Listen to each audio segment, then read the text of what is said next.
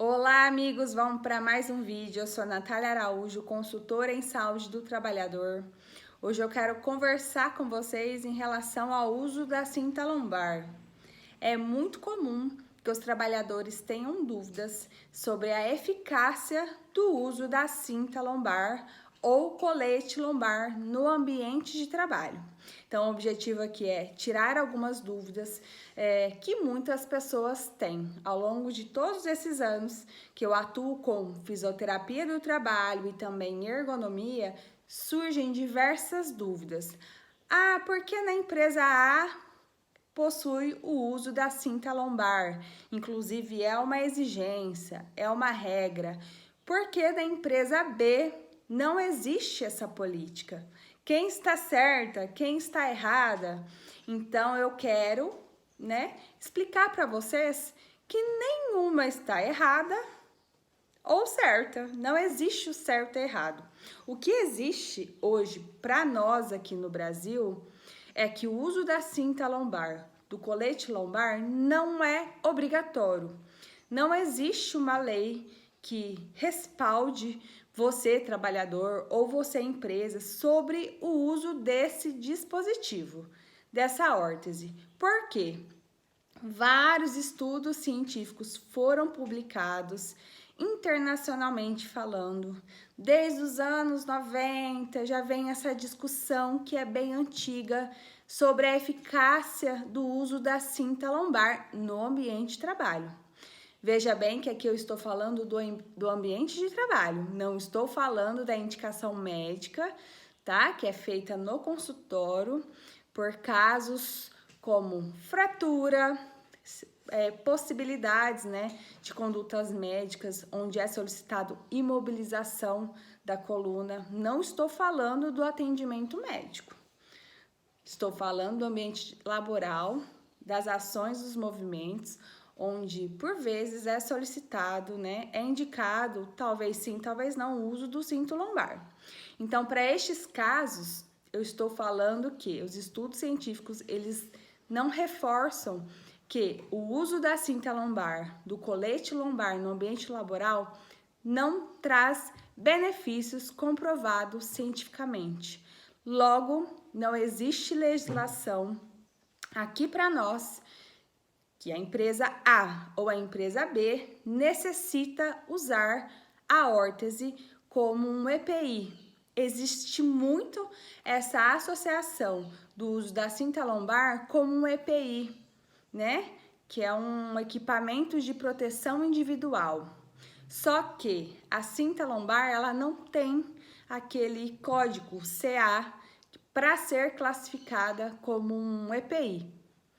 Justamente por isso, não existem estudos que afirmam que o uso da cinta lombar ele é um importante aliado à prevenção de absenteísmo. Por exemplo, quando falamos em absenteísmo, nós estamos falando de falta do trabalhador no ambiente de trabalho. E muitas dessas faltas acontecem por motivo de atestado.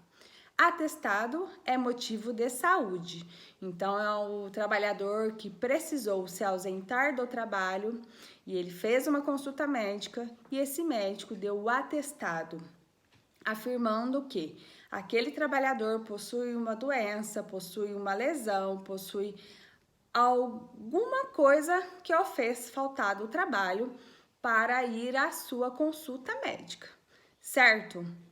Então, o absenteísmo, ele é muito comum nas empresas e tem todo o respaldo de leis em relação à entrega do atestado. Então, muitas empresas desenvolvem políticas como medidas de prevenção para reduzir essa questão do absenteísmo. Nós sabemos que existem várias doenças e aqui eu posso falar com mais propriedade sobre as lesões decorrentes do trabalho. Nós sabemos que elas existem, estão aí há muitos anos, trazendo dores, danos temporários, permanentes aos trabalhadores. Os acidentes de trabalho, então, são uma série de situações que as empresas elas precisam adquirir normas, regras em benefício da saúde do trabalhador para que não ocorra o absenteísmo. Só que o uso da cinta lombar, de acordo com a ANANT, que é a Associação Nacional de Medicina do Trabalho, que publicou a diretriz em 2018 em relação a um estudo detalhado sobre a eficácia da cinta lombar, não apresenta nenhum benefício em relação ao absenteísmo, muito menos em relação às lombalgias, que são as dores na coluna lombar, nas dores na coluna vertebral. Também não obteu-se bons resultados que afirmaram que realmente a cinta lombar traz benefícios preventivos ao surgimento de dor nas costas. Como também a questão da hérnia de disco. A cinta lombar não foi eficaz no sentido de prevenção. Então, se você é um trabalhador que faz um esforço físico, se você é um trabalhador que faz levantamento e transporte manual de cargas ou volumes, entende-se que teoricamente deveria usar a cinta lombar, e muitas vezes você está aí me assistindo e tem aquele sentimento, poxa, eu queria usar, a empresa não fornece. Saiba que não há evidências científicas e também não tem como você colocar isso na sua ação trabalhista, se de repente você move um processo contra a empresa porque de repente teve uma lesão no trabalho, um acidente de trabalho ou ocasionou dores crônicas e associa como causa o seu trabalho, esse recurso da cinta lombar como argumento e fundamentação, isso fica uma dica também aos advogados trabalhistas, isso não cola, não dá certo. Agora eu quero falar sobre o meu ponto de vista como fisioterapeuta e também ergonomista. Natália, você indica o uso da cinta lombar no ambiente laboral? Hoje eu não indico, certo? Por que eu não indico?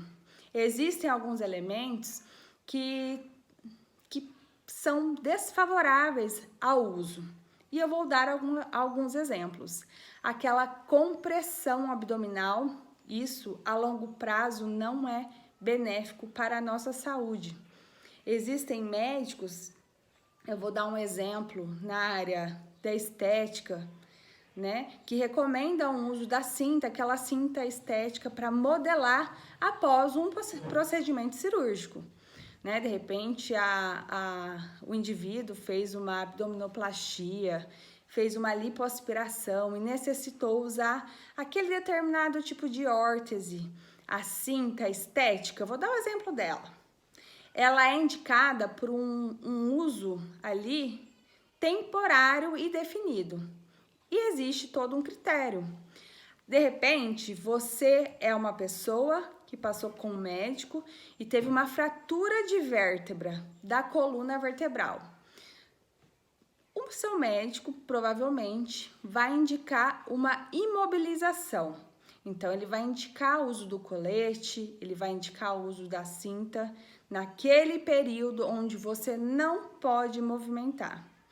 Nessas situações, a cinta ela é benéfica. Existe também uma outra especialidade que é bem controversa, que é em relação à maternidade. Nós mulheres aí no momento do parto, existem médicos que indicam a cinta lombar no pós-operatório da gestação, para quem fez cesárea, principalmente, como benéfica para o organismo, né? Para dar uma sustentação, uma estabilidade aí de tronco, para você ir voltando o seu corpo gradualmente. Existem médicos que são totalmente contras, justamente por essa compressão, esse aumento da pressão intraabdominal, aquela restrição da circulação sanguínea ali, isso daí pode fazer mal.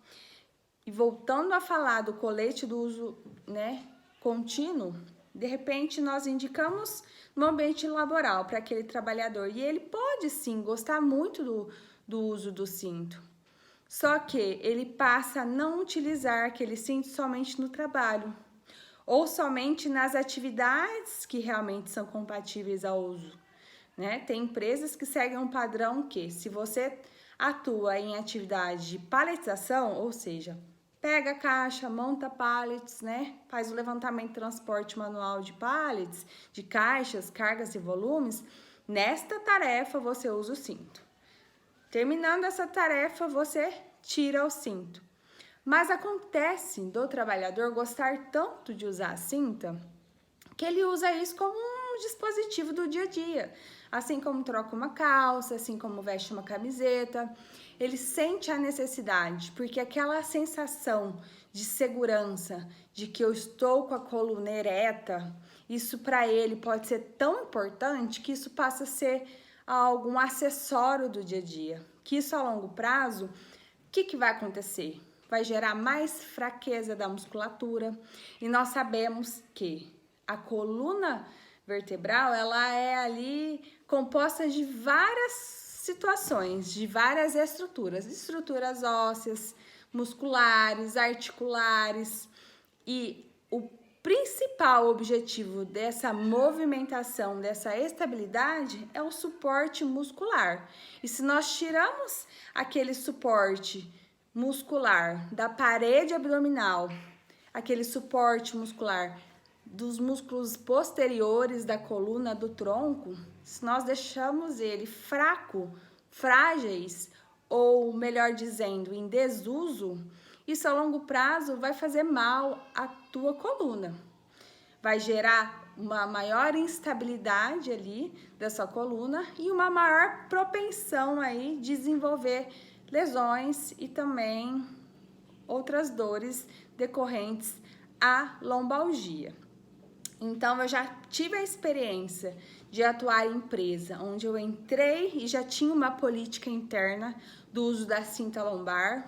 Então, era um grupo grande, com várias unidades, já tinha todas as normas e procedimentos internos bem definidos, inscritos, instrução de trabalho, e dentre todos esses procedimentos, o uso da cinta lombar era um destes recursos. Então, naquela etapa, eu participei e eu aderia como profissional da fisioterapia, né, e ergonomista, fazia os treinamentos.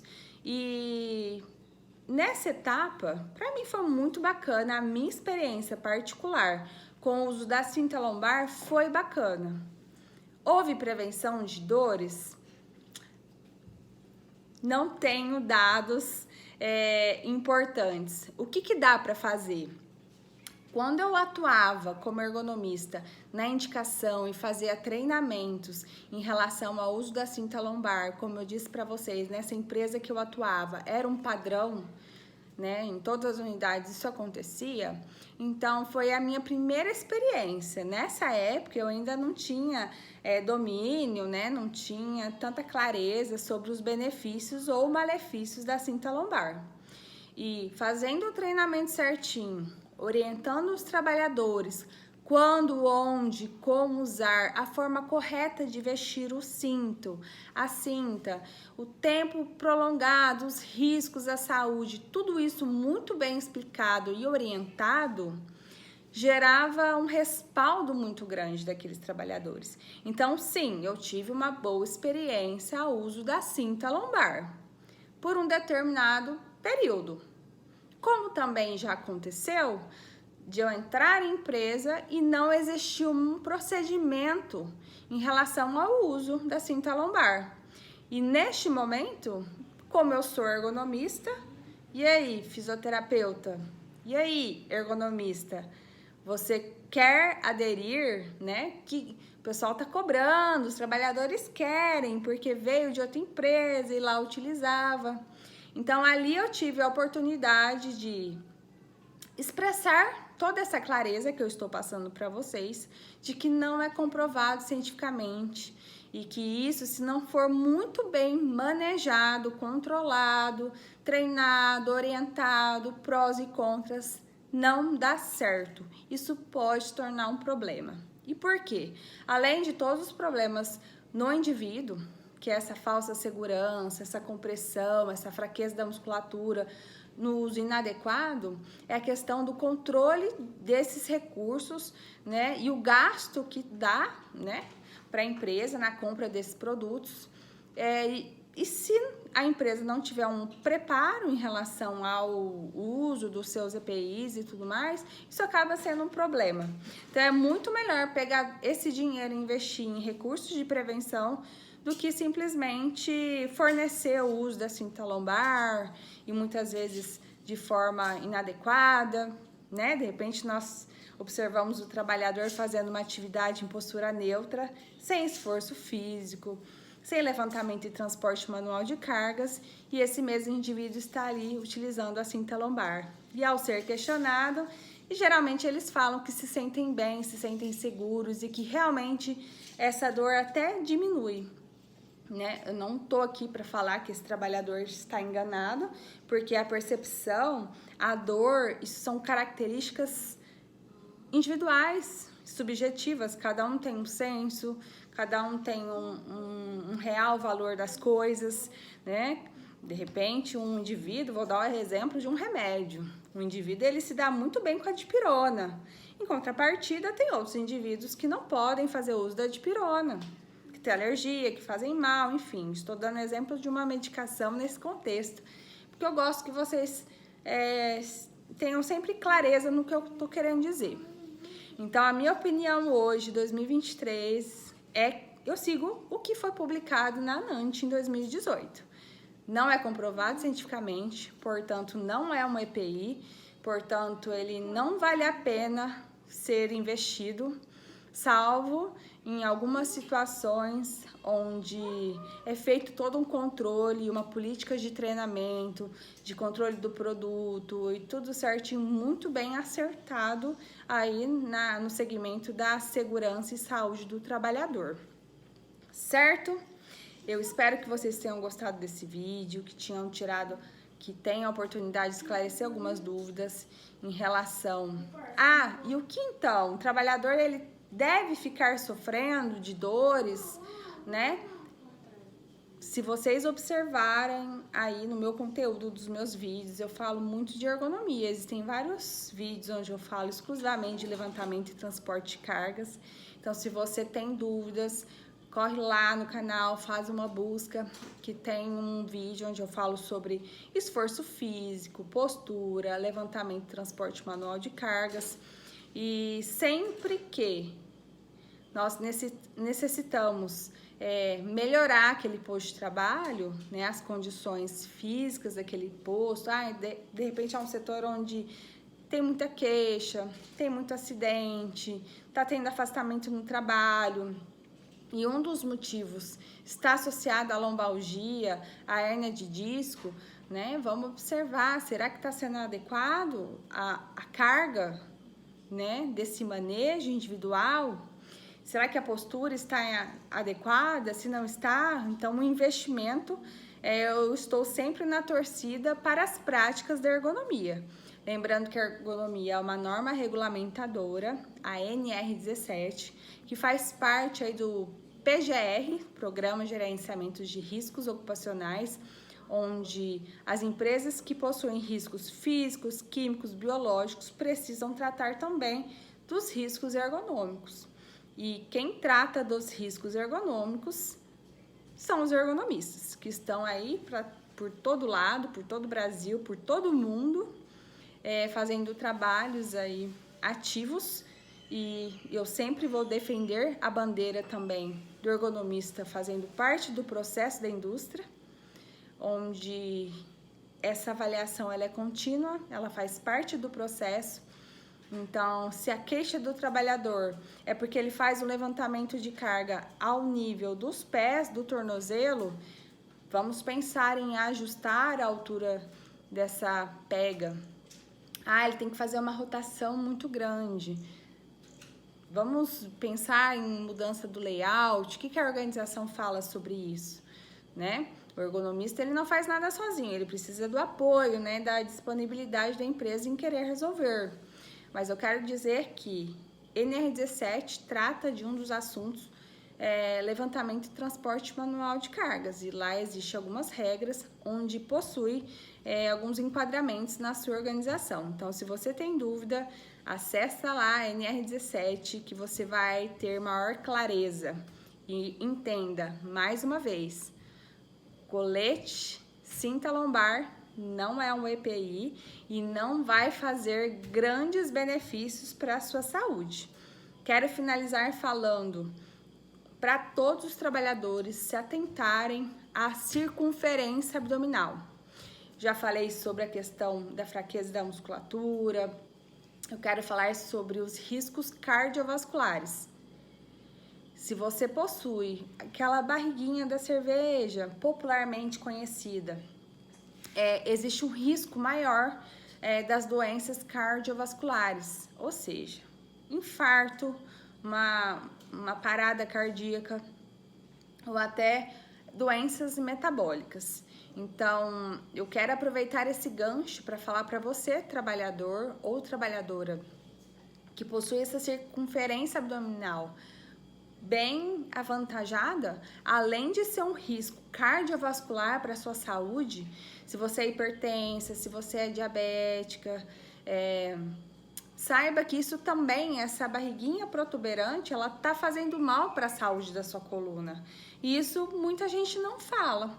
Então, existem dados aí que apontam que o homem, o máximo, né, que ele pode ter aí daquela barriguinha, seria os 100 centímetros, 102 centímetros, o ideal até 94. As mulheres, o risco, né, de doenças metabólicas, a questão... O que é doença metabólica? É o acúmulo de gordura mesmo, nessa questão da parede abdominal, associada à resistência da insulina, que é um outro processo. E isso faz danos à saúde da mulher também, então indicado aí que até 90 centímetros você controla um pouco aquele risco de doenças cardiovasculares. E paralelo a riscos de doenças cardiovasculares e também doença metabólica, essa circunferência aumentada, ela deixa a sua coluna instável, tendo sim uma maior propensão a desenvolver dores lombares e também a hérnia de disco. Pessoal, até a próxima. Obrigada!